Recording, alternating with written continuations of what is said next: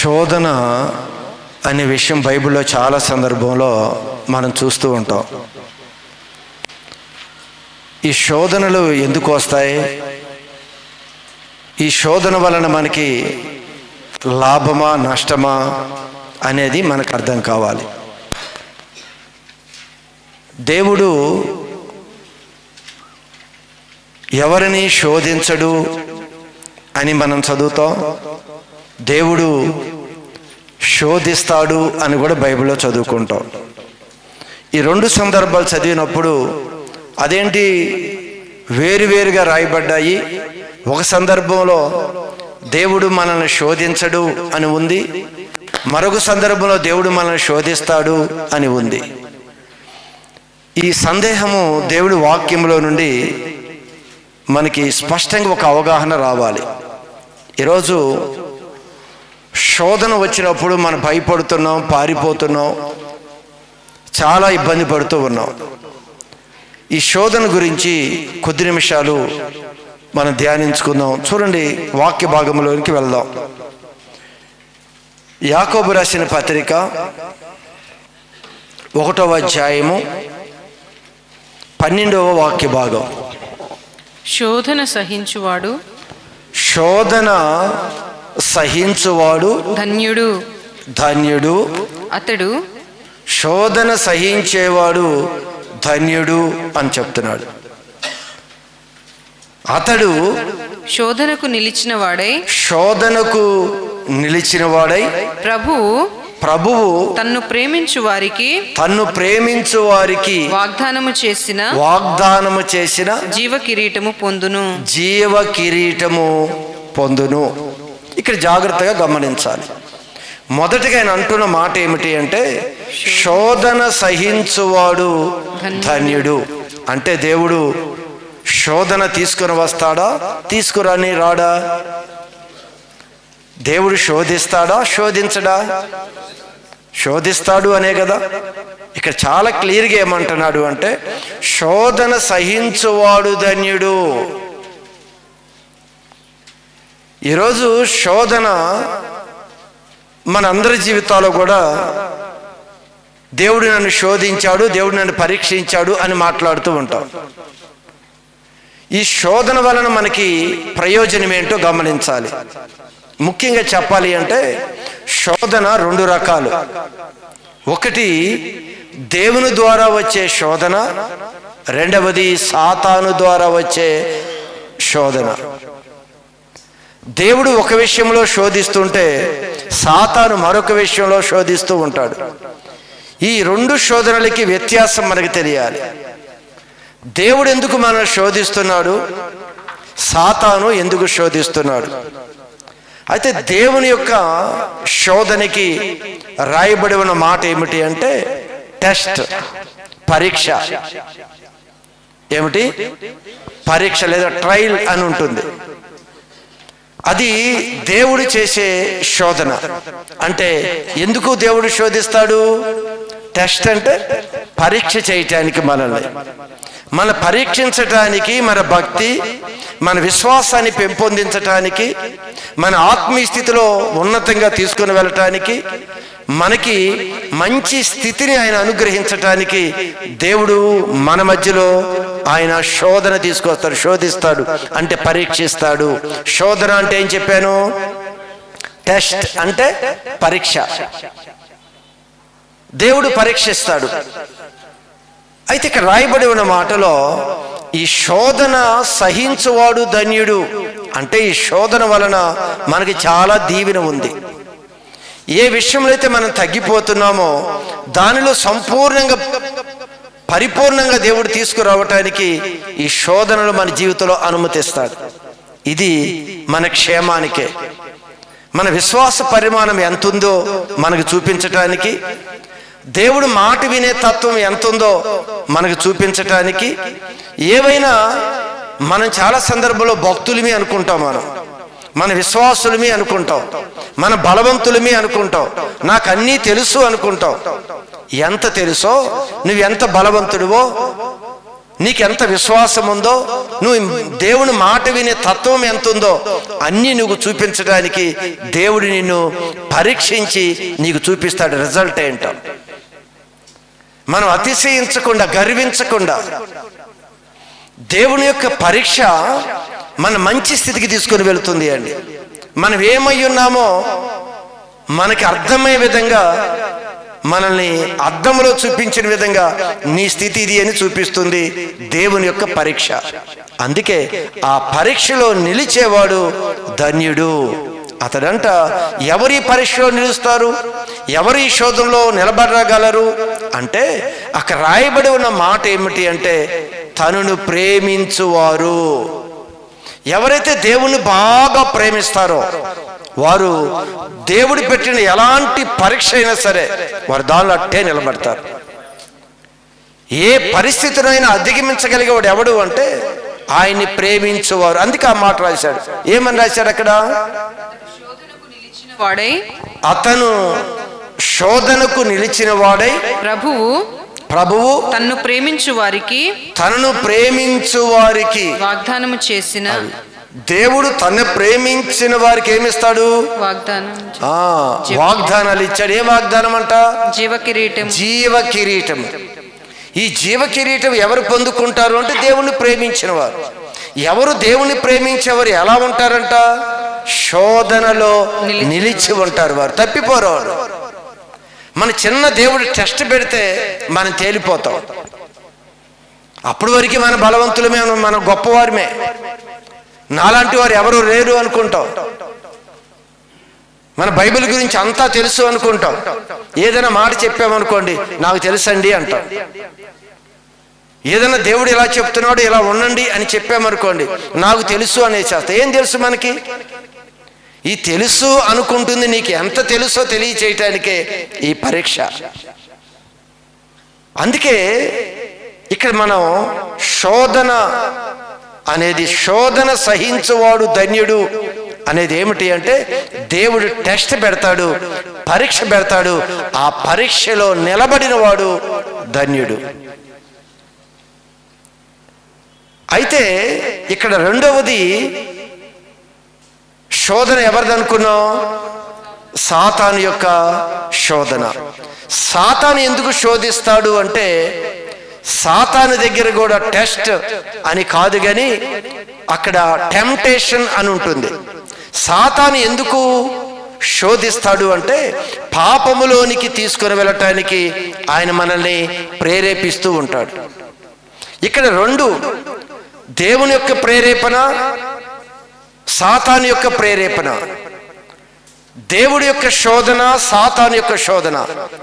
దేవుడు శోధించేదేమన్నా టెస్ట్ చేసి మన స్థితిని మెరుగుపరచడానికి దేవుడు శోధిస్తూ ఉంటాడు. సాతాను యొక్క శోధన ఏమిటి అంటే టెంప్టేషన్, మన ఉద్రేకపరిచి మన పాపములోనికి తీసుకుని వెళ్ళేది సాతాను యొక్క ప్రేరేపణ. ఈ రెండు విషయాలను మనం జాగ్రత్తగా పరిశీలించుకుందాం. మొదటిగా దేవుడి యొక్క ప్రేరేపణ గురించి మనం ఇక్కడ తెలుసుకోవాలి. ఎందుకు ప్రేరేపిస్తాడు అనుకున్నాం? దేవుడు ఎందుకు టెస్ట్ పెడతాడు అనుకున్నాం? మన స్థితిని మనకి తెలియచేస్తూ మన స్థితిలో ఇంకా ఉన్నతమైన ప్రమోషన్ ఇవ్వటానికి ఆయన టెస్ట్ చేస్తాడు. అక్కడ ట్రయల్ అని కూడా ఉంటుంది. టెస్ట్ లేదా ట్రయల్ వేస్తాం కదా. ఎక్కడికైనా బట్టల షాప్కి వెళ్ళామనుకోండి, షర్ట్ వేసుకొని ట్రయల్ వేస్తాం మనం, ఇది మనకి సెట్ అవుతుందా లేదా అని. అలానే దేవుడు కూడా ఒక టెస్ట్, ఒక ట్రయల్ వేస్తాడు. ఆయన ఇవ్వబోయే ఆ బహుమానానికి, ఆయన తీసుకొని వెళ్ళబోయే ఆ స్థితికి ఇతను సెట్ అవుతాడా లేదా. మనకు ఒక బాధ్యత అప్పగించాలనుకున్నాడు దేవుడు. ఆ బాధ్యతని చక్కగా నిర్వర్తించగలడా లేదా అనే ముందు ఏమేస్తాడంటే ట్రయల్ వేస్తాడు. అదే ట్రయల్, అదే టెస్ట్. ఈ ట్రయల్ వేసినప్పుడు మనం కూడా ట్రయల్ వేసుకుంటే బాగా సెట్ అయిపోయింది అనుకోండి, ఇంకా దాన్ని తీసుకుంటాం. అలానే దేవుడు కూడా ట్రయల్ వేస్తాడంట. మనకి ఒక స్థితిని ఇవ్వాలి అనుకున్నప్పుడు ఆ స్థితికి నువ్వు యోగ్యుడివా కాదా, దాన్ని అప్పగిస్తే నీవు సరిగా నిర్వర్తించగలవా నిర్వర్తించలేవా అని మొదటగా చిన్న పరీక్ష పెడతాడు. ఈ పరీక్షలోనే సనుక్కొని గోనిగి విసుక్కొని ఎన్ని దినాలు అనే పొజిషన్కి వచ్చావనుకో ఇక చాలులే అంటాం, ఇక చాలులే అంటాం, అంతే అయిపోయింది, ఫెయిల్ అయిపోయావు. కనుక దేవుడు మన పరీక్షిస్తున్నాడు అనే విషయంలో అదంతా మేలుకరమైంది అని జ్ఞాపకం చేసుకోవాలి. దేవుడు ప్రేరేపణలో ఒకటి మనల్ని మంచి స్థితికి తీసుకుని వెళ్ళటానికి ప్రేరేపిస్తాడు, కానీ పాపము విషయంలో దేవుడు ప్రేరేపించడు. అది తర్వాత మీకు దాన్ని వివరించి చెప్తాను. అయితే ఇక్కడ మొదటిగా ఏ విధంగా ఆయన టెస్ట్ చేస్తాడో ఒక ఎగ్జాంపుల్ చూద్దాం. చూడండి, బైబిల్ గ్రంథంలో ఇప్పుడు మన ద్వితీయోపదేశకాండం చదివాం కదా, 8వ అధ్యాయము 2వ వాక్య భాగం. ఆయన టెస్ట్ ఎలా ఉంటుందో ఒకసారి బైబిల్లో నుంచి చూద్దాం. ఆయన మనందరినీ ఎలా టెస్ట్ చేస్తాడో. ఈరోజు ఇన్ని సంవత్సరాలు భక్తి చేశాం మనం, బయటికి చూస్తే మంచి ప్రార్థనా పరుల్లాగా మంచి విశ్వాసుల్లాగా నాకు అన్నీ తెలుసు అన్నట్లుగా కనిపిస్తూ ఉన్నాం. అయితే దేవుడు కూడా ఇశ్రాయేలీ ప్రజలకి చాలాసార్లు టెస్టులు పెడుతూ ఉండేవాడు. ప్రతి టెస్ట్లో ఫెయిల్ అయిపోతూ ఉండేవాళ్ళు వారు. చూడండి ఒక్కసారి ద్వితీయోపదేశకాండం 8వ అధ్యాయం 2వ వాక్య భాగంలోనికి వస్తే, నీవు ఆయన ఆజ్ఞలను, నీవు దేవుని యొక్క ఆజ్ఞలను గైకొందువో లేదో, అసలు వింటావో లేదో, నిన్ను శోధించి ఎందుకు శోధిస్తున్నాడంట? అసలు నీవు నా మాట వింటావా లేదా అని. గైకొందువో లేదో నిన్ను శోధించి నీ హృదయములో ఉన్నది తెలుసుకొనటానికి నిన్ను అణుచు నిమిత్తమును అరణ్యములో ఈ 40 సంవత్సరములు నీ దేవుడైన యెహోవా నిన్ను నడిపించిన మార్గం అంతటిని జ్ఞాపకం చేసుకొనుము. ఒక్కసారి నువ్వు జ్ఞాపకం చేసుకో. ఆయన ఒక టెస్ట్ పెడుతున్నాడు. ఇప్పుడు ఈ టెస్ట్ పెడుతున్నప్పుడు ఏం టెస్ట్ పెట్టాడు ఈయన? ఇప్పుడు అసలు తన హృదయంలో ఏముందో తెలియాలంట. అసలు నా మాట వింటారో లేదో మీరు. చాలా సందర్భంలో కొంతమంది నాతో మాట్లాడేటప్పుడు కొన్ని విషయాలు నేను చెప్తాను. అది అసలు వాళ్ళు వింటున్నారా లేదా అనేది తెలుసుకుంటానికి కొన్ని మాటలు మాట్లాడతారు. అంతేగాని అది వారు చెయ్యాలని కాదు, వాళ్ళది చేయించాలని ఉద్దేశం కూడా కాదు. టెస్ట్ దేవుడు కూడా అదే అలాంటి టెస్ట్లే చేస్తాడు ఆయన. అసలు వీరు నా మాట వింటారా లేదా?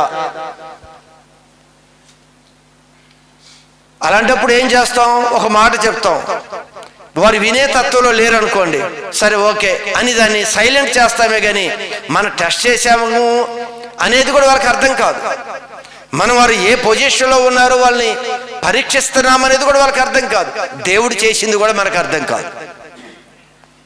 నా ముందే అలాంటి బోల్డ్ ఉన్నాయి. ఎందుకు ఈ టెస్ట్ అంటే ఆ వ్యక్తిని మరొక స్టెప్లో ఉన్నతమైన స్థితికి తీసుకొని వెళ్ళటానికి. అక్కడ ఆయన అంటాడు, వారు నా మాట వింటారో లేదో. ఎలా తెలిసిద్దండి? వినేస్తారులేని ఏదో పెద్దది ఇచ్చేస్తే అక్కడ వెళ్ళింది పని అవ్వాలి కదా. అది ముందు టెస్ట్ చేస్తాడంట. అసలు లోబడే మనసు ఉందా లేదా, వినే మనసు ఉందా లేదా, విధేయత చూపే మనసు ఉందా లేదా అనేది దేవుడు టెస్ట్ చేయింది ఏ ప్రమోషన్కి తీసుకొని వెళ్ళడానికి. ఏ దేవుడు అది మనుషుల ద్వారా టెస్ట్ చేస్తాడు, పరిస్థితులను బట్టి టెస్ట్ చేస్తాడు, ఎలా అయినా టెస్ట్ చేస్తాడు ఆయన. అందుకంటాడు ఇచ్చి శోధిస్తాడంట, తీసుకొని కూడా శోధిస్తాడంట. మన ముందుకు తీసుకొని వస్తాడు, అప్పుడు టెస్ట్ చేస్తాడు నీ పరిస్థితి ఏంటో. ఇచ్చి శోధిస్తాడంట నువ్వు ఎలా ఉంటావు అని. అన్ని సమృద్ధిగా ఇస్తాడు. అన్ని వచ్చినప్పుడు నీ ప్రార్థన జీవితం ఏంటి, నీ మాట తీరేంటి, నీ ప్రవర్తన ఏంటి, నీ సమయాన్ని నువ్వేం చేస్తున్నావు అన్నీ ఇచ్చి చూస్తాడంట నువ్వు ఎలా ఉంటావు అని. కొన్ని సందర్భాలు అన్ని తీసివేస్తాడు. నీ స్నేహితులు దూరం అవుతారు, నీ బంధువులు దూరం అవుతారు, నా అనుకున్న వారందరూ దూరం అయిపోయినప్పుడు అప్పుడు టెస్ట్ చేస్తాడు, ఇప్పుడేంటి నీ పరిస్థితి. దేవుడు ఎందుకు చేస్తాడు అంటే నీకు అధికమైన బాధ్యత అప్పగించాలనుకున్నప్పుడు ఖచ్చితంగా టెస్ట్ చేస్తాడు ఆయన. మనం కూడా అంతే. చాలామంది జాబ్ చేస్తారు, జాబ్లో కూడా వాళ్ళు ఎలా ఉంటున్నారో చూసుకొని ఎవరైతే వారు వేసిన ప్రశ్నలకి లేదా వారు చేస్తున్న పద్ధతులకి నచ్చుతారో వారినే ఒక బాధ్యత కలిగిన పొజిషన్ వాళ్ళు అప్పగిస్తారు. అయితే ఇక్కడ కూడా దేవుడు అంటున్నాడు, మరలా చదువుదాం. నీవు ఆయన ఆజ్ఞలను గైకొందువో లేదో నిన్ను శోధించి అని తెలుసుకోవాలంట. నీ వింటావో లేదో నా మాట. చూడండి, వీళ్ళు ఏం తెలుసుకోవాలి? 40 సంవత్సరాలంట దేవుడు వాళ్ళు నడిపించాడు. చాలా సంవత్సరాలు నడిపించాడు, అడిగినవన్నీ ఇస్తూ ఉన్నాడు. కొన్ని సందర్భాలు వచ్చేసరికి దేవుడు వారు అడిగింది ఇవ్వకుండా ఆలస్యం చేశాడు. ఆలస్యం చేసి పరీక్షించినప్పుడు దేవుడు ఇన్ని చేశాడు కదా, ఇది తప్పనిసరిగా ఆయనే చేస్తాడు అని నిలబడవలసింది వారు ఏం చేశారు? వారు దేవుడి మీద సరిగారు. దేవుని పరీక్షలో ఓల్పోయారు. అన్ని కార్యాలు చూశారు కదా, మరి దేవుడు ఇది కూడా చేస్తాడు కదా. ఈరోజు మన జీవితంలో కూడా ఎన్నో కార్యాలు చూసుకుంటూ వచ్చాం. కొన్ని కార్యాలు దేవుడు చేయడు, అక్కడ బ్రేక్ చేసి ఆపేస్తాడు. ఎందుకు అంటే నీ విశ్వాసం ఎంత ఉంది? మన యొక్క జీవితంలో ఆత్మీయ స్థితిని పరీక్షించడానికి ఆయన శోధిస్తాడు అనే విషయాన్ని మీరు గమనించాలి. అన్ని సంవత్సరాలు పోషించాడే, అన్నీ చేసుకుని వచ్చాడు కదా, మరి చిన్నదాని దగ్గర ఆపగానే వారు తేలిపోయారంట. సనగటం, దేవుణ్ణి దూషించటం, నాయకుడి మీద కోపం పెట్టుకొని తిరుగుబాటు చేయటం, ఇవన్నీ చేసేశారు. పరీక్షలో ఫెయిల్ అయిపోయారు. ఈరోజు మన జీవితంలో ఖచ్చితంగా దేవుడు టెస్ట్ చేస్తాడు, గుర్తుపెట్టుకోండి. అది చిన్నదవ్వచ్చు, పెద్దదవ్వచ్చు. నీకు మరొక స్టెప్లోకి నిన్ను తీసుకొని వెళ్ళాలి అంటే, నీకు ఆయన బహుమానం ఇవ్వాలి అంటే, ఖచ్చితంగా దేవుని యొక్క వాగ్దానాలు నీవు స్వతంత్రించుకోవాలి అంటే దేవుడు టెస్ట్ చేయకుండా వాటిని నీకు అప్పగించడు. రెండవది మీకు అర్థం కావడం మరొక విషయం చెప్తాను. అబ్రహాము విషయంలో దేవుడు ఒకరోజు ఒక విషయం మాట్లాడాడు. అబ్రహామా, నువ్వు ప్రేమిస్తున్న ఒక్కగానే ఉన్న నీ కుమారుణ్ణి నాకు దహన బలిగా ఇవ్వాలి అని అడిగాడు దేవుడు. ఎవరిని? అబ్రహాముని.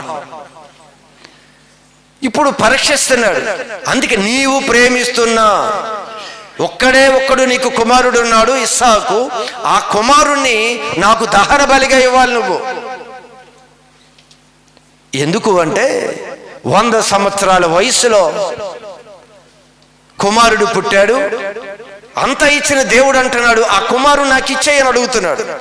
దహన బలిగా అర్పించు. తన హృదయం ఎలా ఉందో, నా మాట వింటాడో లేదో అని అబ్రహాముని పరీక్షించాడు దేవుడు. అబ్రహాము ఎప్పుడైతే దేవుని యొక్క స్వరం వినిపించిందో వెంటనే దేవుని యొక్క మాటకి విధేయత చూపాడంట. ఇది చాలా ఆశ్చర్యకరంగా ఉంటుంది. నిజంగా అలా చేస్తారా? నిజంగా ఇది జరుగుతుందా అన్న విధంగా ఉంటుంది. ఇది నీ ఒక్కడైన నీ కుమారుడు నాకు ఇవ్వు అనగానే వెంటనే అబ్రహాము దేవుని మాటకి విధేయత చూపాడు. నా దేవుడు కోరుకున్నాడు అంటే దేవుని ఎంత ప్రేమిస్తున్నాడో, దేవుడి మాటకి ఎంత లోబడతాడో అబ్రహామును చూడాలి. అబ్రహామునికి ఒక మంచి పొజిషన్ ఇవ్వాలి, అబ్రహాముని ఆశీర్వదించాలి. ఆశీర్వదించే ముందు దేవుడు అబ్రహాముని టెస్ట్ చేస్తూ ఉన్నాడు. అబ్రహామా, నీకిచ్చిన ఒక్కగానైనా కుమారుడైన ఇస్సాకుని ఇదిగో నాకు దహన బలిగా అర్పించు అనగానే వెంటనే అబ్రహాము తన కుమారుని తీసుకున్నాడు. ఒక కట్టెలు కుమారుడు తల మీద పెట్టాడు. ఆయన చేతిలో ఒక నిప్పు, కత్తి పట్టుకున్నాడు అబ్రహాం. కత్తి నిప్పేమని అబ్రహాం పట్టుకున్నాడు. కొడుకైన ఇస్సాకు తల మీద కట్టెలు పెట్టాడు. పనివారి ఇద్దరిని తీసుకున్నాడు. మొత్తానికి మోరియా పర్వతం దగ్గరికి వెళ్ళారు. వెళ్ళినప్పుడు ఆ పనివారిని అక్కడ ఉండమన్నాడు. మేమిద్దరము వెళ్ళి దేవునికి ఆ బలి అర్పించి తిరిగి మరలా వస్తాము అని చెప్పాడు అబ్రహాం. చెప్పాడు. కొడుకుని తీసుకున్నాడు. కొండ ఎక్కించుకుంటూ వెళ్ళిపోతున్నాడు. అయితే కొడుకు చిన్నపిల్లవాడు కాదు కదా, కొడుకుకు తెలుసు దహన బలికి గొర్రె పిల్ల ఉండాలి అని కొడుకుకు తెలుసు. అడుగుతున్నాడు తండ్రిని, నానా ఏమడుగుతున్నాడు? నిప్పులున్నాయి, కట్టెలున్నాయి, నీ చేతిలో కత్తి కూడా ఉంది, కానీ దహన బలికి గొర్రె పిల్ల ఏది అని అడిగాడు కొడుకు. దేవుడే చూసుకుంటాడులే అని చెప్పి కొడుకుని తీసుకొని వెళ్ళిపోయాడు. చూడండి, అబ్రహాముని పరీక్షిస్తున్న దేవుడు అబ్రహాము ఎంత విధేయత చూపాడు. ఈరోజు మన జీవితంలో కూడా దేవుడు పరీక్షిస్తున్న సంఘటనలు మనకి తెలియదు. పరీక్షిస్తున్నాడు అని తెలిస్తే ఇది పరీక్ష అని చెప్పి ఆ కొద్ది సమయం మన విధేయత చూపుతామేమో, ఆయన పరీక్షిస్తున్నట్లుగా మనకి తెలియదు. గుర్తుపెట్టుకోండి, తెలిసే విధంగా ఆయన పరీక్షించడు. ఇది పరీక్ష, ఇది దేవుడిని పరీక్షిస్తున్నాడు నీకు కూడా అర్థం కాదు. నేనేదో చెప్తాను, ఒకటి ఈ పని చెయ్యని, ఆ పని నువ్వు చేస్తావా, ఈ పరిచర్య చెయ్యని చెప్తాను. చాలా సందర్భంలో చాలా విషయాల్లో ఈ పరిచర్య విషయాల్లో ఎన్నో విషయాలు దేవుడు నాకు బయలుపరిచినవే. టెస్ట్ ఎలా టెస్ట్ చేయించాడో నాకు తెలుసు. అది దేవుడు కూడా అనంత జ్ఞాని. ఆయన చేసే టెస్ట్ చేస్తున్నాడు అనేది మనకు అర్థం కాదు, నీకేం అర్థం కాదు. ఏదో సేవకుడు ఒక మాట మాట్లాడినట్లుగానే కనిపిస్తుంది, మరొకరు వచ్చి ఏదో మాట్లాడినట్లుగానే కనిపిస్తుంది. నీ ఓర్పుని చూడటానికి, నీ నోటులో నుంచి ఎలాంటి పదాలు వస్తాయో ఎదుటి వాడిని రెచ్చగొట్టి నీ ముందుకు తీసుకొని వస్తారు. నీ స్థితి ఏంటో చూడటానికి, నీ ఎదుటి వాడి ద్వారా నేను దూషింపజేస్తారు. నీవు ఎంత ఓర్పు కలిగి ఉన్నావో, నీ సహనం ఎంతో చూడటానికి నీ పక్కన వాడి ద్వారా దేవుడు నీ మీదకి మాట్లాడిస్తాడు. అప్పుడు నీ స్థితి ఏంటో బయటపడిపోయింది, మన అవతారం ఏంటో బయటకు వస్తుంది ఆ రోజు. లేకపోతే టెస్ట్ పెట్టకపోతే తెలియదు. ఖచ్చితంగా దేవుడు టెస్ట్ పెడుతున్నాడు. దేవుడు ఇవ్వాలి అనుకున్న దాన్ని ఈరోజు చేతులారా పోగొట్టుకుంటుంది. దేనికో తెలుసా? దేవుడు చెప్పే టెస్ట్లో మనం ఫెయిల్ అయిపోయి స్థితిలో అదే స్థితిలో ఉంటున్నాం. దేవుడు ఆ స్థితిలో ఉండటానికి ఇష్టపడటం లేదు. దేవుడు ప్రమోట్ చేసి ఉన్నతంగా తీసుకుని వెళ్ళాలని దేవుడు ఉద్దేశం. ప్రతి దానిలో ఫెయిల్ అయిపోతూనే ఉన్నాం, ప్రతి దానిలో ఫెయిల్ అయిపోతూనే ఉన్నాం. ఏమిస్తాడండి దేవుడు? నాకేమి ఇవ్వలేదు, నేను ఇన్ని రోజులు ప్రార్థన చేశాను, ఇంత శ్రమ పడ్డాను, ఇంత కష్టపడ్డాను, అన్నీ కష్టపడ్డావు. దేని కొరకు కష్టపడ్డావు? దేని కొరకు ప్రయాసపడ్డావు? నిజంగా దేవుని కొరకే అయితే దేవుడు టెస్ట్ పెట్టినప్పుడు ఆ టెస్ట్లో ఎందుకు నువ్వు పాస్ అవ్వలేదు? ఎందుకు నువ్వు పాస్ అవ్వటం లేదు? చెబుతున్నాను కదా, మనందరం కూడా అనుకుంటున్నాం నేను బాగున్నాను, నేను బాగా చేస్తున్నాను, అంత బాగుంది అనుకుంటున్నాం. కానీ దేవుడి యొక్క పరీక్ష చాలా గొప్పదండి. శోధన సహించువాడు ధన్యుడు.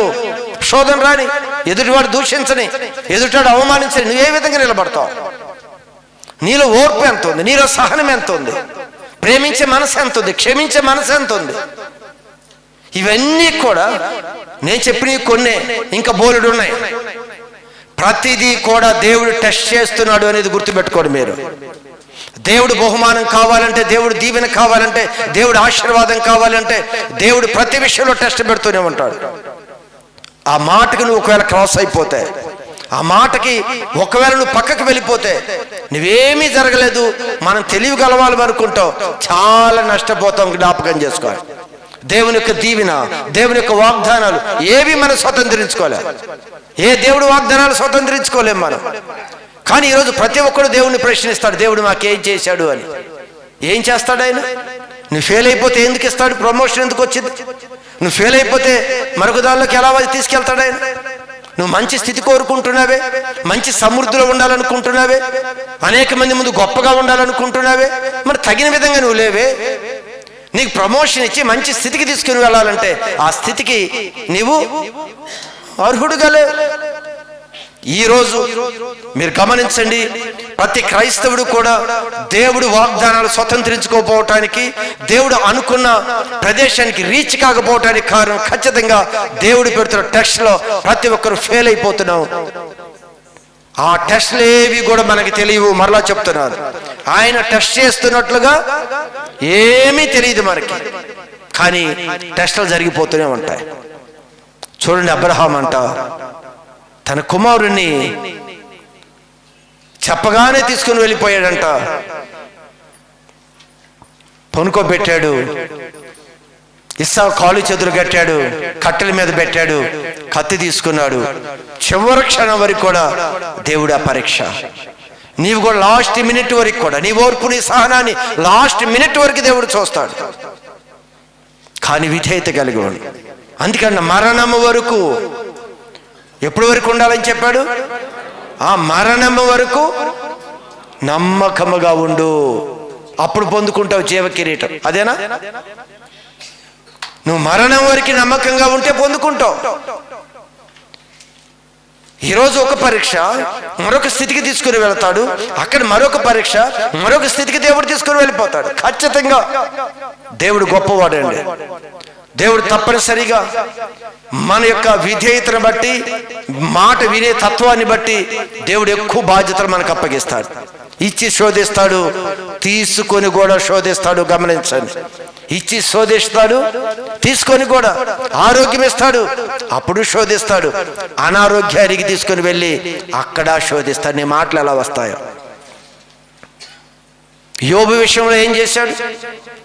ఆరోగ్యం ఇచ్చి శోధించాడు, ఆరోగ్యం తీసివేసి శోధించాడు. రెండు దేవుడి యొక్క శోధనే. ఇక్కడ అబ్రహాము శోధన తర్వాత అబ్రహాముకి ఏం మేలు జరిగింది ఒక్కటి చదవండి, సమయం అవుతుంది కనుక. ఆదికాండం 22:16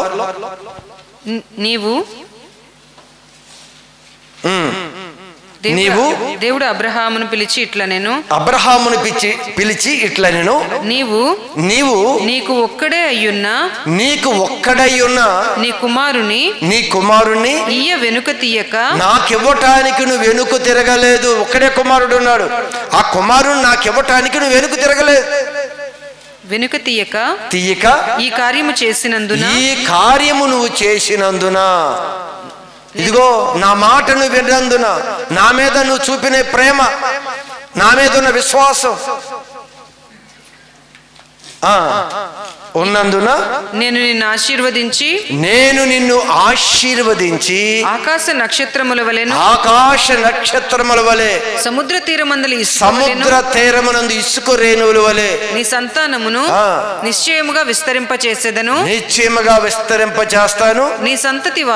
నీ సంతతి వారు తమ శత్రువుల యొక్క గవిని స్వాధీనపరుచుకొందురు. మరియు నీవు నా మాట విన్నావు కనుక భూలోకములోని జనములన్నీయు నీ సంతానము వలన ఆశీర్వదించబడును. నువ్వు నీ సంతానం ఆశీర్వదించాలి అందరినీ. నా తోడని దేవుడు ప్రమాణం. ఆయన తోడని ఇంకెవరు తోడని చేస్తాడు? ఆయన గొప్పవాడు. ఆయనకన్నా గొప్పవాడు ఎవరు ఉన్నాడు? మనం అమ్మ తోడు, దేవుడు తోడు అంటాం. దేవుడేమన్నా నా తోడు అంటున్నాడు. ఆయన ఎలా ఆశీర్వదిస్తాడో తెలుసా? ఇదిగో నీ సంతానము ఎవరిని దీవిస్తే వారు దీవెనకరంగా ఉంటారు. ఎన్ని వాగ్దానాలండి!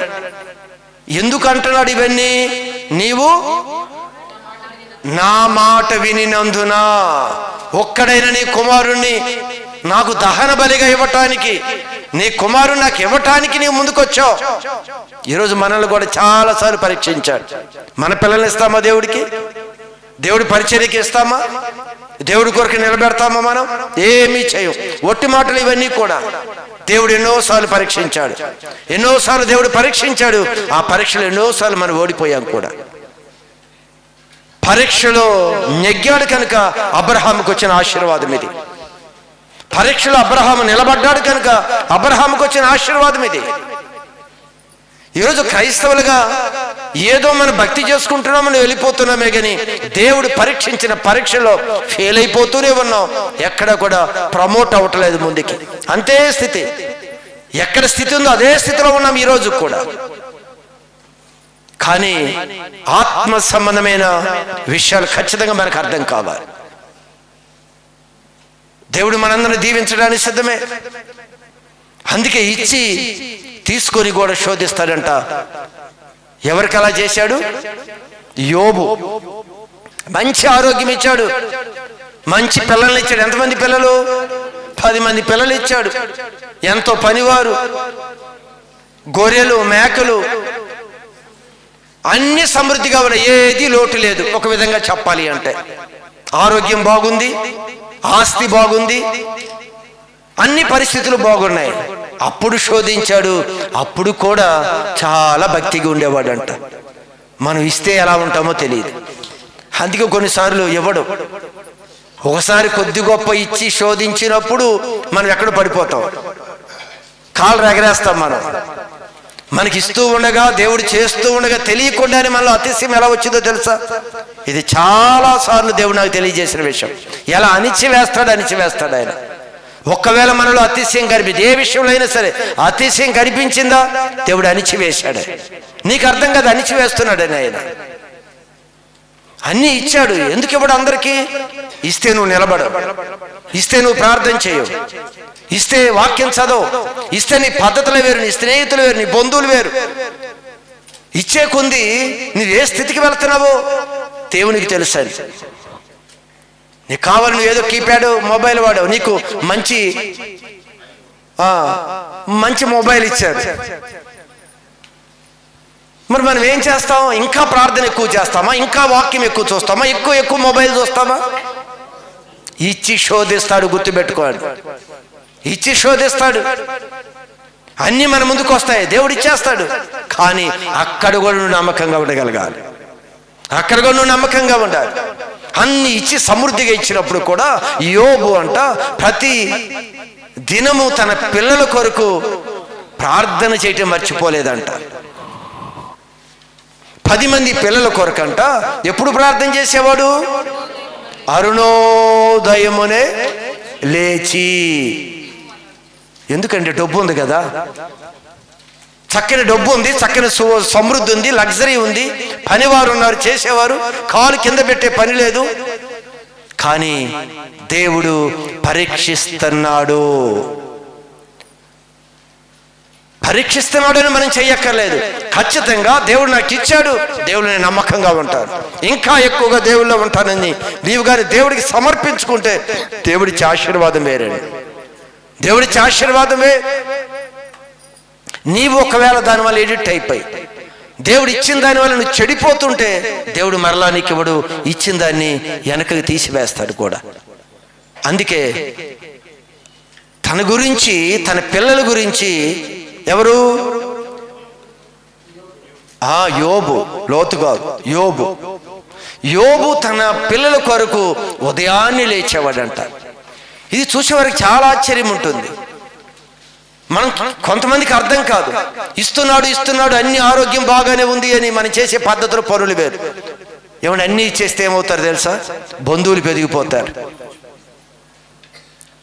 మామూలుగా ఏమీ లేనప్పుడు మన ఇంటికి ఎవరు రారు, అన్నీ ఉన్నప్పుడు వస్తే 12 పనుకునేసరికి ఇంకా ప్రార్థన ఏం చేస్తాం? వాక్యం ఏం చదువుతాం?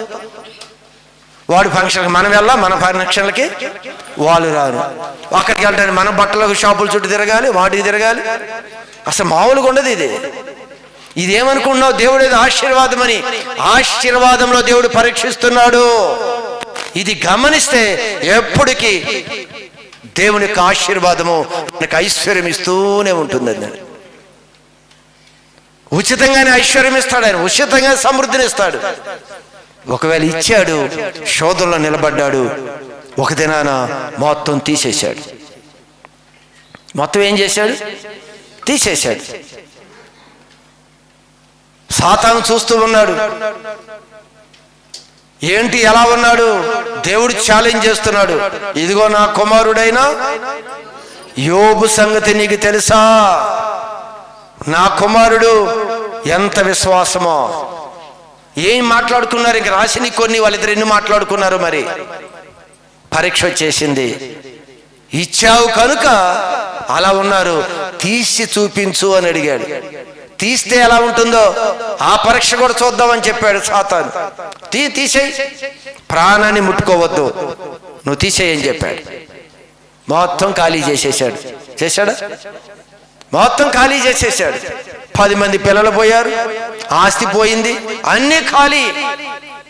కానీ అక్కడ కూడా ఎలా నిలబడ్డాడో తెలుసా?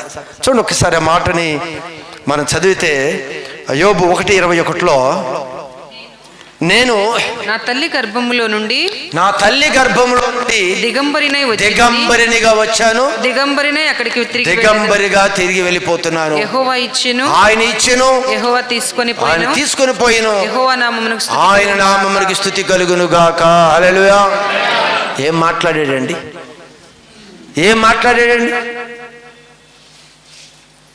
పరీక్షలో ఏం మాట్లాడాడు? తీసి వేసినప్పుడు మనం ఎలా మాట్లాడతాం? ఒకవేళ ఆరోగ్యం నుంచి అనారోగ్యంలోకి వస్తే మనం ఏం మాట్లాడతాం? నిన్నొచ్చిన ఉద్యోగం ఈరోజు పోతే ఏమని మాట్లాడతాం? చేతి దగ్గరికి వచ్చిన డబ్బులు మన చేజారిపోతే ఏమని మాట్లాడతాం? ఒకవేళ నీ స్థితిని మారిస్తే నువ్వేం మాట్లాడతావో ఇదిగో దేవుడికి తెలుసు. యోబు గురించి నా కుమారుడు యోబుని చూడు అంటున్నాడు. దేవుడు ఇచ్చాడు, దేవుడు తీసుకుని వెళ్ళిపోయాడు, ఆయనకే మహిమ కలుగును గాక అంటున్నాడు. తాను స్టన్ అయిపోయి ఉంటాడు. సాతాను స్టన్ అయిపోయి ఉంటాడు. దీన్ని తీసేసినా కూడా దేవుని స్తుతిస్తున్నాడు. మన స్తుతిస్తామా? ఉద్యోగం ఇవ్వకపోతే, వ్యాపారం బాగోకపోతే, ఇల్లు మధ్యలో ఆగిపోతుంది. మధ్యలోనే ఇల్లు అన్ని మధ్యలోనే ఆగిపోతాయి. నువ్వు పరీక్షలో నిలబడాలి. ఆయన ఒక దినం ఇస్తాడా, 3 నెలలు ఇస్తాడా, సంవత్సరం ఇస్తాడా, ఎన్నాళ్ళు పరీక్షిస్తున్నాడు? పరీక్షలో నిలబడంతే. ఆయన మాట్లాడిన మాట అదొకటే కాదు, మరొక మాట ఏమంటాడు అంటే భార్యతో 2:10 యోబు పుస్తకం 2వ అధ్యాయం 10వ వచనంలో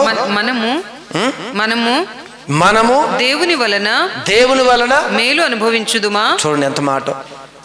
ఇచ్చినప్పుడు తిన్నాం కదా, ఆ రోజు మటన్ పెట్టాడు, బాగా తిన్నాం కదా, రోజు బిర్యానీ పెట్టాడు, బాగా తిన్నాం కదా. మరి ఈరోజు ఏదో గంజనమో పచ్చడనమో పెట్టాడు.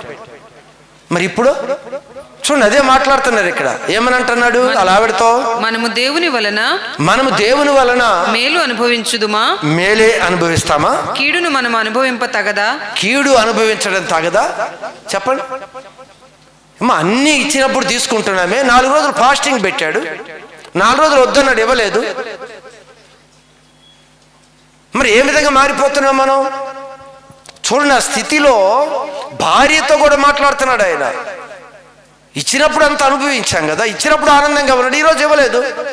ఇస్తాడు ఆయన, ఇస్తాడు. ఆగు, నువ్వు దూషించొద్దు, నువ్వు మాట్లాడొద్దు, దేవుని విమర్శించొద్దు, దేవుడు మాటని నోటితో కూడా ఎత్తొద్దు అసలు. ఆయన తిరిగి తెస్తాడు ఎప్పుడో. ఈరోజు లేదు, తిరిగి తప్పనిసరిగా ఆయన తీసుకొని వస్తాడు. పోగొట్టుకున్న ఆరోగ్యాన్ని తిరిగి ఆయన తీసుకొని వస్తాడు. ఎంత నమ్మకం అండి! ఈరోజు మనకు కూడా వాక్యం అర్థం కావాలి. ఖచ్చితంగా దేవుడి మీద నీకు విశ్వాసం ఉంటే, నిజంగా నువ్వు దేవుని ప్రేమించిన వ్యక్తివైతే, ఏ పరిస్థితి వచ్చినా సరే ఆ పరిస్థితిలో దేవుని కొరకు నిలబడాలి. ఏ పరిస్థితిలో కూడా మన ప్రవర్తనలో మార్పు రాకూడదు. ఇచ్చినప్పుడు ఒక రకంగా, తీసుకున్నప్పుడు ఒక రకంగా అలా ఉండకూడదు. మరొక మాట అంటాడు దానిలో కింద చూడండి, 13వ అధ్యాయంలో కూడా 15వ వచనం, 13:15. ఇదిగో ఆయన నన్ను చంపినను. పిల్లలు చంపేశాడు, గొర్రెలు చంపేశాడు, ఇల్లు పోయింది, అన్నీ పోయాయి.